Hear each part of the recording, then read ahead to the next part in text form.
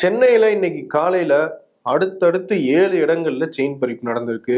வேளச்சேரி, திருவான்மியூர், கிண்டி உட்பட பல்வேறு பகுதிகளில் அடையாறு இந்த இடத்துலலாம் 6 to 7 அந்த 1 ஹவருக்குள்ள 7 இடங்கள்ல 2 பேர் செயின் பறிப்பு நடத்தியிருக்காங்க. இந்த டயத்துல தான் போலீஸ் நடமாட்டம் கம்மியா இருக்கு, ஆள் நடமாட்டம் கம்மியா இருக்கு, நல்லா வாக்கிங் போறவங்க அவங்க எல்லாம் ஈஸியா நம்ம இந்த செயினை பறிச்சிடலாம் அப்படின்னு திட்டம் போட்டு செயல்பட்டதா காவல்துறை சொல்றாங்க.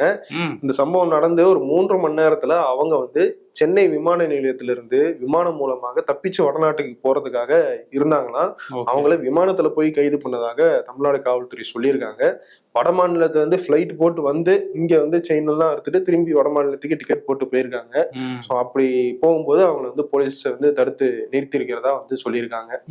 ஆமா, போலீஸ் மேல ஒரு பயம் இல்லாதது வட மாநிலத்துல இருந்து எல்லாம் இது பண்றாங்கிற மாதிரி இருக்குது.